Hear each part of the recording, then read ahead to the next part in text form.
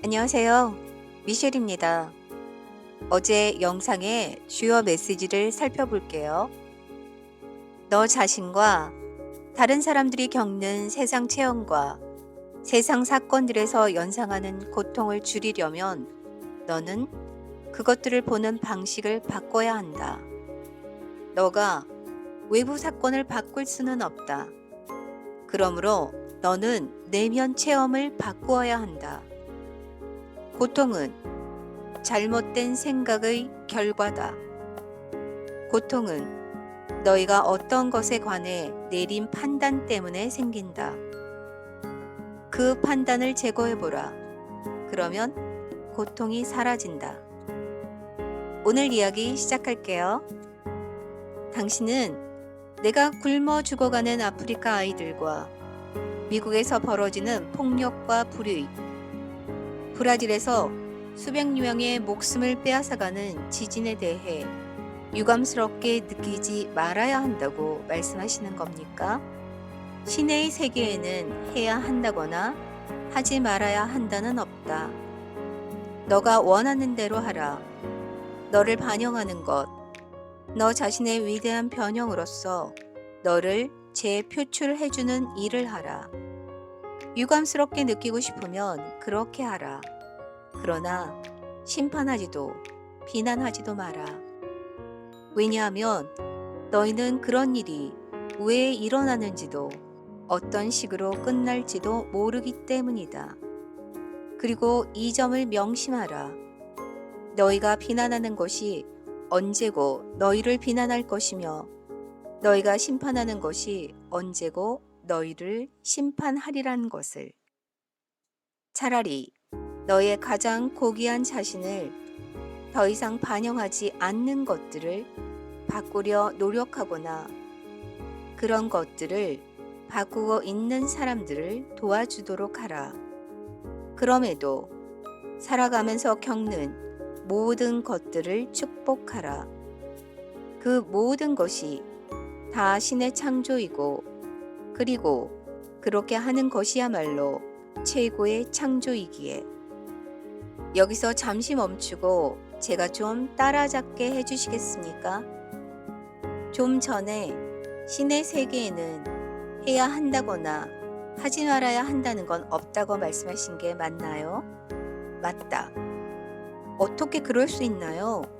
당신의 세계에 그런 게 존재하지 않는다면 그럼 어디에 존재하는 겁니까? 어디에? 다시 물어보겠습니다. 해야 한다와 하지 말아야 한다는 어디에 나타난다는 거죠? 당신 세계에 존재하지 않는다면요. 너희의 상상 속에. 하지만 옳다, 그르다, 하라, 하지 마라, 해야 한다, 하지 말아야 한다는 것들에 대해 제게 가르쳐준 사람들은 그 모든 규칙들을 당신, 곧 신이 설정해 놓았다고 말했습니다. 그렇다면 너를 가르친 사람들이 틀렸다. 나는 한 번도 옳다거나 그르다거나 하라거나 하지 말라는 걸 설정한 적이 없다. 그렇게 한다면 너희가 받은 최고의 선물, 즉 너희가 원하는 대로 하고 그 결과를 체험해 볼 기회와 너희의 참된 자신의 모습과 닮은 꼴에 비추어 자신을 새롭게 창조할 기회와 또 자신의 가능성에 기반을 두고 더욱더 고귀한 자신을 만들어줄 공간이란 선물을 빼앗는 것이 되리라. 어떤 생각이나 말이나 행동이 그르다는 것은 너희가 그것들을 하지 않겠다고 말하는 것과 다를 바 없다. 그것들을 하지 않겠다는 것은 너희 자신을 금하는 것이다. 너희를 금하는 건 자신을 제한하는 것이며 자신을 제한하는 건 참된 자신이라는 실체를 부정하는 것일 뿐 아니라 그 실제를 창조하고 체험할 기회를 부정하는 것이기도 하다. 세상에는 내가 너희에게 자유의지를 주었다라고 말하는 사람들이 있다. 그런데 바로 이 사람들이 내게 복종하지 않는다면 내가 너희를 지옥으로 보내리라 주장한다. 무슨 그런 자유의지가 있단 말인가? 이런 주장은 우리 사이의 진짜 관계가 아닐 뿐 아니라 신을 조롱하는 짓이기도 하다. 자, 이제 우리는 제가 논의하고 싶었던 또 다른 영역으로 들어가고 있군요. 천국과 지옥을 둘러싼 그 모든 논란의 영역으로요. 지금 제가 여기서 주워 들은 것들에서 보면 지옥 같은 건 없군요. 지옥은 있다. 하지만 너희가 생각하는 그런 것은 아니다. 그리고 너희는 세상이 너희에게 제공하는 여러 가지 이유들 때문에 지옥을 체험하는 건 아니다. 지옥이 뭐죠? 지옥은 너희의 선택과 결정과 창조들이 일으킬 수 있는 최악의 결과를 체험하는 것이다. 그것은 나를 부정하는 모든 생각, 즉 자신과 나와의 관계를 부정하는 모든 생각의 당연한 귀결이다. 지옥은 잘못된 사고로 너희가 겪는 고통이다. 그러나 잘못된 사고란 용어조차도 틀린 것이다. 잘못된 것 같은 건 존재하지 않기 때문에 지옥은 기쁨과 정반대되는 것이다. 그것은 이루어지지 않음이다. 그것은 자신이 누구인지 알고는 있으되 체험하지 못하는 것이다. 그것은 못난 존재다. 그것이 바로 지옥이며 너희 영혼에게 그보다 더 끔찍한 건 없다. 하지만 너희가 상상하는 그런 곳, 불길 속에서 영원히 불타거나 고통스러운 상태에 영원히 갇히게 되는 그런 곳으로서 지옥은 존재하지 않는다. 대체 내가 그런 곳에 무슨 의미를 둘 수 있단 말인가? 설사 내가 너희는 천국에 들어갈 자격이 없다는 지극히 신답지 못한 생각을 품고 있을지라도 무엇 때문에 내가 너희의 실패에 대해 안가품하거나 벌하려 들겠는가? 너희를 처치하는 것쯤이야 나로서는 손쉬운 일이 아니겠느냐? 내 어떤 부분이 복수심에 불타서 굳이 너희를 말로 형언할 수 없는 종류와 말로 형언할 수 없는 수준의 고통에 영원히 처하길 요구하겠는가? 만일 너희가 정의의 필요성 때문이라고 답한다면 천국에서 나와 가까이 지낼 수 없다는 것만으로도 정의라는 목적은 간단하게 달성되지 않겠는가? 끝없는 고통의 형벌도 필요하다고? 너희에게 말하노니 너희가 두려움에 근거한 신학들 속에서 쌓아 올린 식의 죽음 뒤의 체험 같은 건 결코 존재하지 않는다. 그러나 지극히 불행하고 불완전하며 전체보다 지극히 모자라고 신의 더없이 큰 기쁨과는 한참 거리가 먼 영혼의 체험이란 건 존재하니 너희 영혼에게는 이것이 바로 지옥일 것이다. 그러나 너희에게 말하노니 나는 너희를 그것으로 보내지도 않으며 이런 체험이 너희를 찾아가게 만들지도 않는다. 그런 체험을 창조하는 것은 바로 너희 자신이다. 너희 자신을 자신에 대한 가장 고귀한 생각에서 떼어낼 때마다 또 아무리 떼어낸다 해도 그런 체험을 창조하는 것은 바로 너희 자신이다.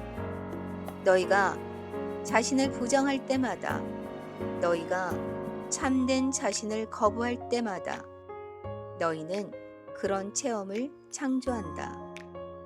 그러나 이런 체험조차도 결코 영원하지는 않다. 너희가 영원히 내게서 떨어져 나가는 건 내 의도가 아니기에 사실 그런 일은 불가능하다. 왜냐하면 그런 일이 일어나려면 너희가 자신을 부정해야 할 뿐 아니라 나 역시 그렇게 해야 하기 때문이다. 나는 결코 그렇게 하지 않는다. 그리고 우리 중 어느 한쪽이 너희에 관한 진실을 간직하는 한 궁극에 가서는 그 진실이 이길 것이다. 그런데 지옥이 없다면 그건 제가 응보를 두려워하지 않고 원하는 것을 하고 싶은 대로 하고 무슨 행동이든 다 할 수 있다는 뜻인가요? 진정으로 옳은 것이 되고 옳은 것을 하고 옳은 것을 가지려 할 때 너에게 필요한 것이 두려움인가? 너는 착해지려면 굳이 협박을 받아야 하느냐? 그리고 착하다는 게 무엇이냐? 누가 그것에 관해 최종 판결권을 갖는가? 지침들을 정하는 건 누구이며 규칙들을 만드는 건 누구인가? 내가 말하노니 바로 너가 너 자신의 규칙을 제정하고 바로 너가 그 지침들을 설정한다. 그리고 자신이 얼마나 잘해왔고 지금 얼마나 잘해 나가는지 판단하는 사람도 너다. 왜냐하면 너야말로 자신이 참으로 누구이고 무엇인지와 자신이 어떤 존재가 되고자 하는지를 판단해온 당사자이기 때문이다. 그리고 너야말로 자신이 얼마나 잘해가는지 판단할 수 있는 유일한 사람이다. 너희 이외에 어느 누구도 너희를 심판하지 않을 것이다. 신이 왜 어떻게 자신의 창조물을 심판하고 나쁘다고 규정하겠는가? 만일 너희가 완벽하길 바라고 모든 걸 완벽하게 해내길 바랐더라면 나는 너희를 너희의 고향인 절대 완벽 상태에 그대로 남겨뒀을 것이다. 이 과정의 전체 핵심은 너희가 자신을 발견하는 것이요 참된 자신으로서 그리고 너희가 참으로 되고자 하는 바대로 너희 자신을 창조하는 것이었다. 그러나 너희가 다른 것이 될 수 있는 선택권까지 갖지 않는다면 너희는 그렇게 될 수 없을 것이다. 따라서 나 스스로 너희 앞에 놓아준 선택권을 행사한다는 이유로 너희를 벌주어야 하는가? 너희가 두 번째 것을 선택하길 원치 않았다면 왜 나는 첫 번째가 아닌 것을 창조했는가? 이것이 너희가 비난하는 신의 역할을 내게 배당하기에 앞서 너희 자신에게 물어봐야 할 질문이다. 너의 질문에 대한 직접적인 대답은 그렇다이다. 너희는 응보를 두려워하지 않고 원하는 대로 해도 좋다. 그러나 그 귀결을 깨닫는 것이 너희에게 도움이 되리라. 귀결이란 결과다. 당연한 결말. 이것들은 응보나 징벌과는 전혀 다르다. 결말은 그저 단순히 결말일 뿐이다. 결말은 자연법칙의 자연스러운 적용에서 결과하는 것이다. 결말은 이미 일어난 것의 귀결로서 충분히 예측할 수 있는 그런 것이다. 모든 물질적 삶은 자연 법칙에 따라 움직인다. 일단 너희가 이 법칙들을 기억해내고 적용하기만 하면 너희는 물질 수준에서 삶을 지배하게 된다. 너희에게 징벌처럼 비치는 것 혹은 너희가 악이나 불운이라 부르는 것들은 스스로를 주장하는 자연 법칙에 지나지 않는다. 그러면 제가 이 법칙들을 알게 되고 그것들을 따른다면 앞으로 단 한순간도 근심거리를 갖지 않게 되는 겁니까? 당신이 제게 말씀하시는 것이 그런 건가요? 너희는 소위 근심거리 속에 놓인 자신을 체험하는 일이 결코 없을 것이다. 너희는 삶의 어떤 상황이 문제거리가 된다는 걸 이해하지 못할 것이다. 너희는 공포스런 어떤 상황도 맞닥뜨리지 않을 것이며 모든 근심과 의심과 두려움에 종지부를 찍을 것이다. 너희는 육체에서 벗어난 절대계의 영혼들로서가 아니라 육체를 가진 상대계의 영혼들로서 아담과 이브가 살았다고 너희가 상상하는 식대로 살게 될 것이다.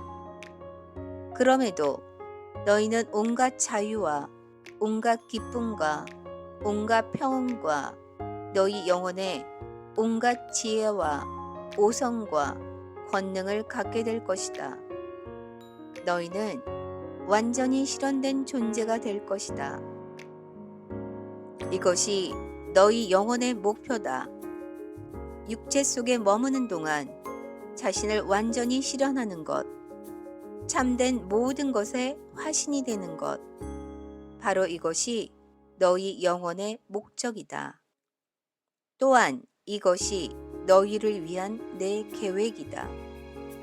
내가 너희를 통해 실현해야 하며 그렇게 해서 개념을 체험으로 바꾸고 나 자신을 체험으로 알게 되는 것, 이것이 내 이상이다. 우주의 법칙들은 내가 설정한 법칙들이다. 그것들은 물질 세계를 완벽하게 작용케 하는 완벽한 법칙들이다. 너희는 눈송이보다 더 완벽한 것을 본 적이 있는가? 그 복잡함, 그 문양, 그 대칭성, 그것의 자기 동일성과 다른 모든 눈송이들에 대한 독창성, 이 모든 게 하나의 신비다. 너희는 자연이 펼치는 이 외경스러운 기적에 감탄한다. 그런데 내가 겨우 눈송이 하나라도 이런 일을 해낼 수 있을 때 내가 이 우주를 가지고도 무엇을 할 수 있으며 해왔다고 생각하는가? 너희가 가장 큰 물체에서 가장 작은 입자에 이르기까지 우주의 대칭성, 그 도안의 완벽함을 알게 된다면 너희의 현실로는 우주의 진리를 감당하지 못할 것이다.